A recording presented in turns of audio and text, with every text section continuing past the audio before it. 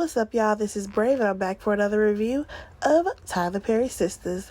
This is Season 6, Episode 7, and the episode is titled Ordinary Pain. Let's get right into this review. Alright, so you already know that we're going to start this episode off with Fatima saying that Zach and Karen are practically holding hands, and Karen just kissed Zach on the cheek, right? I was annoyed that when she walked up, the first thing that Zach said was, "Oh, what's up, baby?" Ain't no what's up, baby, when you're practically embracing your ex. Boy, get out of here. So she basically tells him that, she wants to have a conversation with him. And Karen is just still standing there. She's like, I'm trying to have a private conversation with Zach. And Karen's response is, "Well, this is my salon." Girl, they're outside. You can absolutely let them have a private moment. But oh, my bad, you're so busy trying to go tit for tat with Fatima fighting over Zach, right? Like when Karen told her that they can walk away because they're outside, she would have got hit. I'm sorry. It is what it is. But of course we can't hit a pregnant woman, right? So they end up stepping off to the side, right? Now, first thing that y'all notice is that Zach is like, "You saw her kissing me on the cheek, right?" And I'm just like, you're saying that as if this is making the situation any better. You're just digging yourself in a further hole. So basically, the whole reason why Fatima is there is so that she can give him these papers. According to her, she has already filled out most of it. She just needs for him to sign. I said, "Baby, you are better than me," because I would have handed him that paperwork and said, "Oh yeah, remember, you have a son, so you might want to fill these out." I'm not about to do all the heavy lifting. That's Zach's child, not mine. So she basically tells him, "Sign these papers so that way I can get these back to the lawyer," or whatever. And he's like, "Oh, you brought me these," or whatever, as if her bringing him this paperwork is smoothing things over. No, sir. Y'all previously talked about how you want to fight to get custody for your child, but you forgot all about that because Karen was supposedly almost dead. So here we have Fatima saying like, "No, isn't your son supposed to be a priority?" Now Zach says that he is, but do I believe that Zach really feels that his son is a priority? No, because I honestly don't believe that Zach wants that full responsibility of taking care of a child all the time. I really don't. So it is very clear that Fatima does not want to have a discussion about how he has behaved when it comes to Karen. At this point, she just want to get these papers signed and move on about her day. Now, I do feel like she came down there to see what Zach was up to with Karen, but she also needed those papers signed. I feel like she was killing two birds with one stone. And I was very irritated that because Zach's character, he's been going to therapy, I guess to calm himself down, he tells himself, "Oh, going to therapy, I'm going to therapy," or whatever. And it's like, sir, this is not how therapy works, number one. Number two, your behavior lets me know that you need a whole lot more sessions.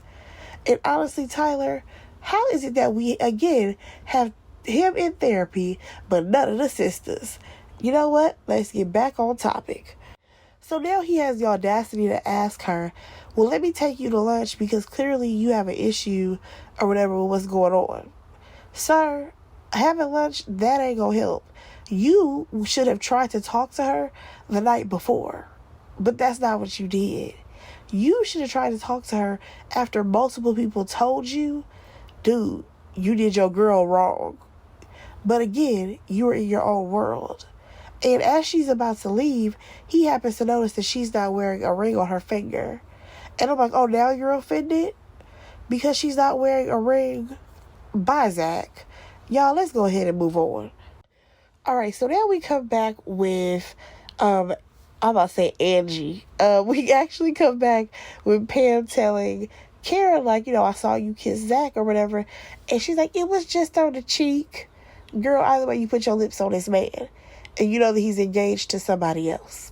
So she's like, "Well, I'm not the only person who saw this. Aaron saw this as well. And, it didn't seem like he was feeling it." Next thing you know, Aaron comes out He's like, yeah, I'm about to head out because it's clear that you have everything that you need. Referencing Zach. And I'm like, well, sheesh. She let you go the other night. So you really could have got the step in a long time ago. Because Karen has been playing with your feelings and emotions for weeks now. Karen has been playing with you since season what? 1? I think we can go ahead and let this thing go. Now, Pam, she does low-key call Aaron out, like, how you gonna be mad at Karen for basically kissing Zach on the cheek when you had a whole nother woman? Now, honestly, I wonder if Tyler is going to bring that woman back on the show, because I would love to hear her perspective of the relationship with Aaron, because I feel like he was with a lot of lying when he was talking to Karen, but we may never know. Now, this next little tidbit got me, y'all, because I really want Aaron to stop trying to talk to Zach. I don't care how much common sense you have, Aaron. Zach has none. So it's going to completely go over his head every time. So basically, he goes over there and be like, listen, you may be over Karen. However, she clearly still wants you. But you're out here playing both of these women. And it ain't cool. And I will say, Aaron is right. It's not cool that Zach wants to sit up here and play in Karen's face or whatever, flirt with her, all of this, but then you still have Fatima at home who's right now focused on your child and trying to get you custody. That ain't gonna work, buddy. Oh, but what is Zach's rebuttal? Well, when's the last time you spent time with your kids or whatever? And I'm just like, oh, I know you lying. You just found out about you having a child. And you have never spent time with that little boy. The only time that you've seen him is, number one, when Heather brought him over and Fatima swabbed his mouth. You didn't even really engage with that little boy. Matter of fact, the little boy went with Fatima and not with your raggedy ass. And then the only other time you saw your son was when you went over to the house and saw that he was playing outside by himself. You want to sit up here and blame Heather for everything, but technically she's a single mother trying to make things happen. Well, what do you do all day, Zach? Play around in your office pretending like you have a job. So let's not play this game. Like, I got so annoyed with Zachary Taylor in this scene. And I'm with Aaron, like, sir, don't play with me like that. And Aaron, he was, still trying to be nice to Zach, saying, watch it or whatever. And Zach's like, watch what? Watch what? Like, Zachary, I really want someone to pop you at some point. So now you have Aaron, he's basically letting Zach know that he's always quick to be angered, always trying to fight somebody or whatever, because Zach had mentioned, he might have to fight Aaron again or whatever. And here goes Zach's response. I'm in therapy now. Oh, Tyler, what you not about to do to us is have Zach mention how he's in therapy every 5 seconds. Because on this episode alone, do we need to take shots of every time Zach mentions the word therapy? Is that what we need to do? Now, another annoying part of this conversation was when Zach was like, look at me and look at you. I said, Zachary, what is up with you always comparing yourself to other men? Because this is not the first time that you've done this. You also did this with old boy on Fatima. Y'all, I can't remember his name, but y'all know the light-skinned guy with the light eyes who had a crush on Fatima.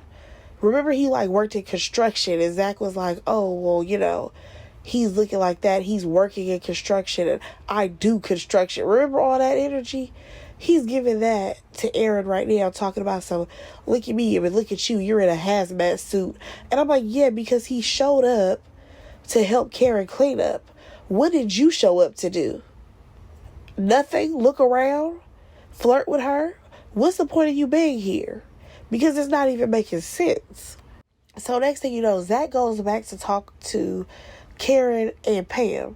And Pam talks about how, she loves the energy that Zach was just giving. And next thing you know, Karen sends her home. She's like, oh, but I thought I came here to help you. She's like, no, you can go home. I'm like, well, what the hell was the point of everybody showing up to the damn salon if ain't nobody gonna clean it up except for Aaron? Again, Aaron, Karen has used you for her benefit, and now she's moving back to talk to Zach and see what's up with him. Now, y'all, let me know if I heard this correctly. When Pam left, Zach questioned why does Karen keep her around. Did Karen say it's because she's poor? And I'm like, poor? What? That's why you keep her around? Not because she your friend and she done had your back on multiple occasions? Child, get Karen and Zach off my screen. So I find it crazy that now Zach, he's telling her that, after we assess the damage, we can go ahead and go have a conversation somewhere. Somewhere, why? What is there to talk about? Everything that you need to talk about can be had right out here in this salon. And when they're about to walk into the salon or whatever, he grabs her hand and is like, oh no, you're not going to go in there. I'm just going to assess the damage. Y'all, what qualifications does Zachary Taylor have that he can assess the damages of the building? Get the out of here, Tyler, please. So now we hop on over to Sabrina. She's basically ending this meeting with the lawyer. And, of course, they're both saying how they can't go to jail for 15 years. Now, Calvin, he ends up saying, y'all can't think the worst of things. Now, here comes Maurice. He is, of course, being Maurice extra, talking about how they really should be blaming him for everything. Blah, blah, blah, blah, blah, blah, blah. I'm so tired of Maurice acting like this. And if I hear Sabrina say to him one more time, I can't talk to him when he's like this. I can't do this when he's like this. Well, just walk away, goddammit, because I'm tired. I'm tired of you saying the same line every time you with Maurice. Now, what's annoying about this scene is that Maurice just went on and on about how basically they want to blame him for everything. And they're like, no, Maurice, no, that's not what we're trying to do. And then Sabrina's like, okay, we want to have a real conversation. You're the one who brought this man into our life. You're the one who brought him into your house. Yeah, Maurice, you kind of brought all of this to us, and that's why we're in this situation. So she's so fed up with Maurice, she ends up leaving. So now Calvin is like, oh, let's go, Maurice. And I'm like, yeah, you couldn't chime in earlier, Calvin. Calvin, what is your point of being here? So after she leaves out, that's when Maurice wants to get serious and be like, I can't go back to jail. I can't go back to that place. Well, why didn't you just sit there and listen to the lawyer and hear what he had to say? And if you had any actual questions and concerns, you could have taken it seriously and asked him. But no, you wanted to be a fucking goof troop and act like typical Maurice. Maurice is way too old to be acting the way he be acting.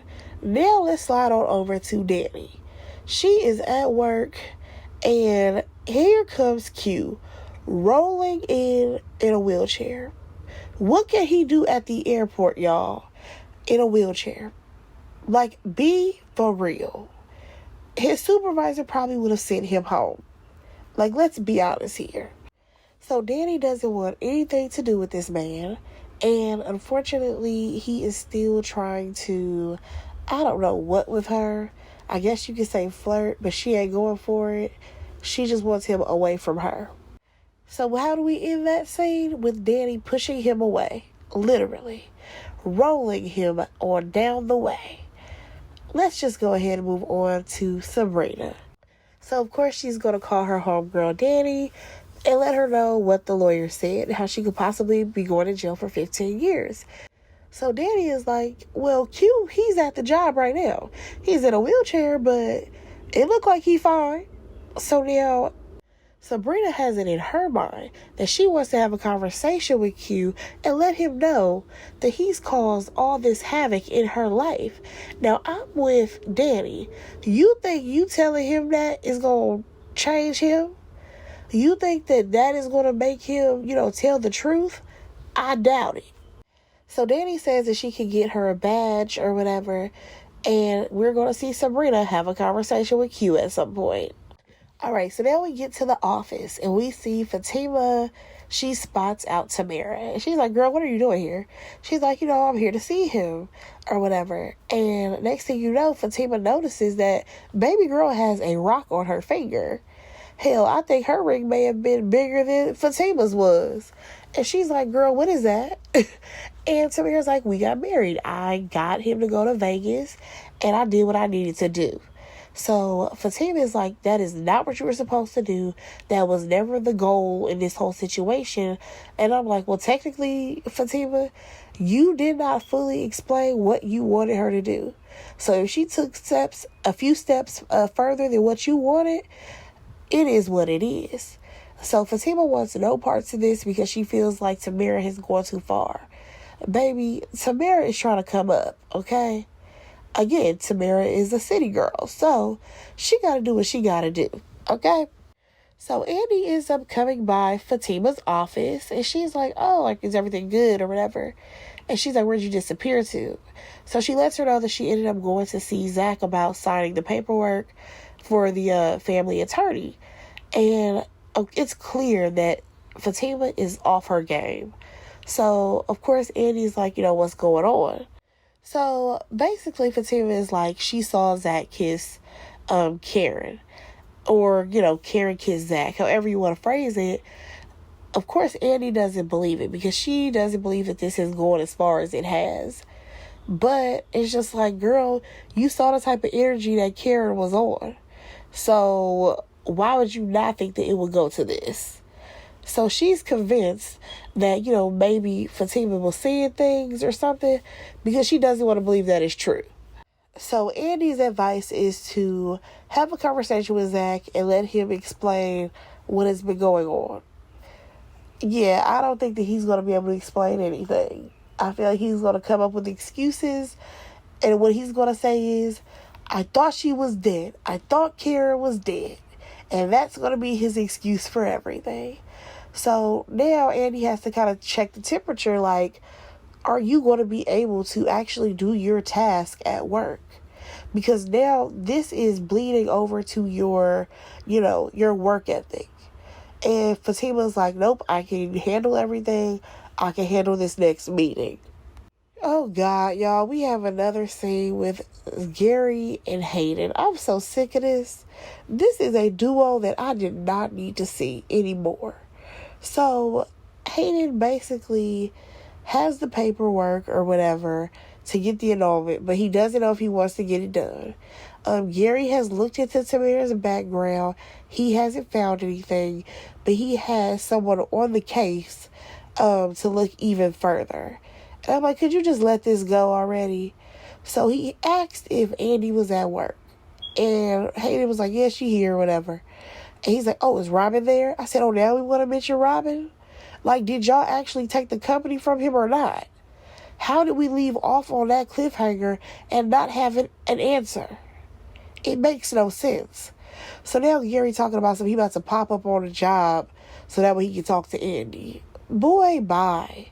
So now we have Hayden and Tamara. This scene is very awkward because we already know he really wants to get an annulment because he doesn't know this girl. But she's putting it on thick like she always does. Calling him husband. Telling him how, they need to meet each other's parents. All this stuff. She can see that he's in a mood. So she decides to tell him that she is going to pull a Monica Lewinsky underneath the desk. And I'm just like, okay. Here's the thing, though. His office is just like Andy's. There's all this glass. He doesn't want to do this. However, she, wins the battle. Let's move on. So let's hop on over to Maurice and Calvin. They get home or whatever, right? You already know Maurice is already in his feelings, right? So here comes Calvin. He talking about well, I know that you stressed out about the bills and paying rent and all this, but I work in real estate. Baby, if y'all have been following me and listening to my reviews, y'all know I ask y'all probably twice every season. What is Calvin's job? What does Calvin do? And here comes somebody every time to let me know he do real estate or he do construction. I think he had a construction company at one point, but that does tie into real estate. All of this. And then here comes Maurice, y'all, with the same feeling that I got. Negro, you ain't worked not a one day since we met you. When you going to work? Let me find out that Tyler is out here listening to my reviews. Let me find out, y'all. But nonetheless, he suggests that Maurice, he goes and get his real estate license so that way he can do the same. And I'm like, yeah, I like my idea better. I like my idea of him going into the drag world. But I don't think we're going to get that. So honestly, I started to zone out of this scene because I did not care about Maurice trying to plot against Q. Let's move on. Y'all, we got an unnecessary scene with Danny basically giving Sabrina the pass so that way she can just walk around the airport. Moving on, we have Gary showing up to see Hayden. So, of course, he asks about Andy first. Now, keep in mind, Tamara is under this desk or whatever. And next thing you know, Gary's like, oh, yeah, I got some information on your girl. So, Hayden is basically trying to tell him without telling him, do not talk about this right now because technically she's there. So, of course, he continues to tell, Gary to give him a minute. Don't come around the desk. Gary's not listening. Gary saw something that he didn't need to see, and then he ended up leaving. Let's go ahead and move on. I'm telling you, these quick little scenes, so unnecessary. Alright, so now we have this conversation between Sabrina and, not Maurice, what's his man named Q? Y'all, why did Sabrina go down there talking about how she loved her job at the bank and how this man has come in and ruined it? Yes, that is true, but he also don't care. Q has already said on multiple occasions, this is who he is. He's trifling. He's a dirtbag. He does not care. I feel like this was all information that we already established. And then you have Sabrina saying how, her and Maurice aren't the people who hurt Q. But according to him, Maurice hurt him because basically he feels like Maurice only wanted him for sex. So that's what we gonna do, Tyler. We gonna make it seem like because he was only wanted for sex, this is why he decided to rob the bank. We gonna have to come up with something better than this. So we have Sabrina constantly saying how her and Maurice had nothing to do with this, right? When Q was asking the question that was in my head, Sabrina, why are you doing this? Why are you here? Why are you talking to this man? Telling this man your shoulda, coulda, wouldas and what you wish would have happened and how you're a good person and all this stuff. It does not matter to him. He's trying to survive and stay out of jail. He would rather you go than him. Now, I have a question, y'all. How many times did Sabrina say to Q, we didn't do this to you. You know we had nothing to do with this. And I'm sorry for whoever hurt you. I'm sorry that you've been hurt before. How many times did she say that? Again, we can play the drinking game. Y'all, why did Sabrina say, I know that you care because other than that, you wouldn't be here with me right now? Now, what Tyler should have done is have Q hit them locks that's on that wheelchair and roll away. So that way he can really let her know that he don't care. But no, we had to get Sabrina to say how she forgives Q. I'm like, what is this? Because next thing you know, this man is getting teary-eyed. So now we have Danny and Sabrina having a little heart-to-heart about how, this is clearly a lot for Sabrina because she does not want to go to jail. But Danny is in full support of her. And she's like, we got you. Don't even worry about it. We're going to support you. Good for her. This was cute for them to have this little heart-to-heart. But I feel like this whole entire scene lasted way too long. Let's go ahead and move on. Alright, so now we go to Aaron. Look like he's at like a coffee shop or something or whatever. And he's on the phone. He's telling someone to meet up with him at their spot so that way they can talk, because whatever his situation was before, it ain't that no more. It sounds like he's talking to a woman, possibly the woman who popped up at the salon. Now, this whole time that he's having this conversation, he does not see that Pam is sitting right behind him and she hears everything that has happened.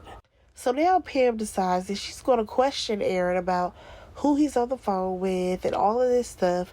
And I'm like, slow your roll, Pam, because at the end of the day, him and Karen are not together. And it don't look like they're about to be together. So he's like, you know what, I'm just going to call her back because it is the same woman who popped up at the salon. He's like, I'm just going to call her back and tell her to meet me at another time or whatever. And Pam's like, no, because I want to meet her. I want to see her. I'm going to have my coffee here. And I'm just like, Pam, stop getting involved. Now, Aaron, at this point, he's getting frustrated because he's tired of Karen and all the baggage and drama that comes with her. And I'm like, well, you came with your own baggage and drama. So I think y'all about equal at this point. So now Aaron has explained to Pam how he has done everything that he can to show and tell Karen that, he is in love with her. He wants to be with her. He wants to support her. All these things. But Karen keeps giving him her ass to kiss. And I'm just like, yeah, she's been doing that for a while. I think it's time for you to move on. I think it's time for you to venture out and find somebody who actually wants you, Aaron, because it's clearly not Karen. Now, here goes Pam, and baby, she had a whole lot of sense this episode, because she's like, okay, so now you want to play with this other girl? Even though you're saying that you're in love with Karen, but you want to go be in this other girl's face. Now, speaking of the other woman, he decides to call her and tell her that they can go ahead and meet up somewhere else. Y'all, why did Pam say she was going to follow him? I said, all right, Pam, this too much. You ain't got to follow Aaron. He ain't nobody important. Shit, he ain't your man. So you don't even need to worry about this.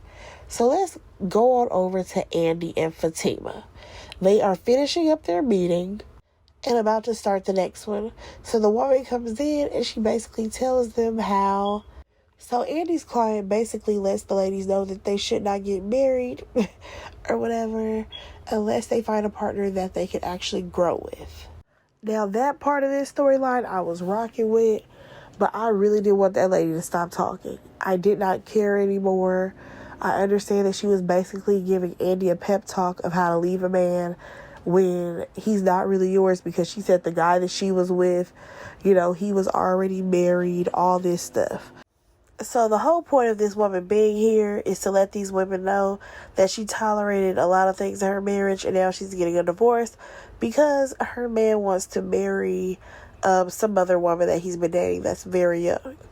So she basically tells them that they need to protect themselves when it comes to dating these men, especially considering in today's time, they're not dating men, they're dating boys. Honestly, the scene was a bit lengthy. So Miss Mamas decides to go ahead and head on out, right? And Fatima, she has like a whole breakdown. She's like, what are we doing? Basically, why are we tolerating men who aren't good for us? Andy's like, we are not about to do this right now because we are at work. But Fatima's emotions are extremely high, and now she wants to ask for Andy to give her the ring so that way she can give it back to Zach. That's the energy that I feel like she's on. And I'm just like, okay, if that's what we're going to do, let's do it. Because this whole back and forth, I'm over it. However, my whole thing is, with all of what that woman was saying, all the red flags for sure were screaming, Andy, get out with Gary. Andy, leave Gary alone. Andy, put your big girl panties on and stop messing with Gary. But she is still holding it together. And I'm like, well, did you hear what that lady was saying? Or did it go completely over your head? We'll see if she actually applies any of this information, y'all. That is where the episode ended. Let me know what y'all thought about it. Honestly, I am feeling so bad for Fatima because it's bad enough that Tyler has changed her character to not, not I want to say being a hothead, but not going off anymore. But the things that Zach has done, whether it be on Zatima or this show, anybody would have left him a long time ago. Like, seriously. And the fact that he's completely oblivious to everything that's happening, that's what makes it worse. So we shall see if Tyler breaks them up or tries to keep them together. Y'all, again, that was my review. Thanks for listening. I will talk to y'all in the next review. Please drop down in the comments, though, and let me know what y'all thought. All right, bye, y'all.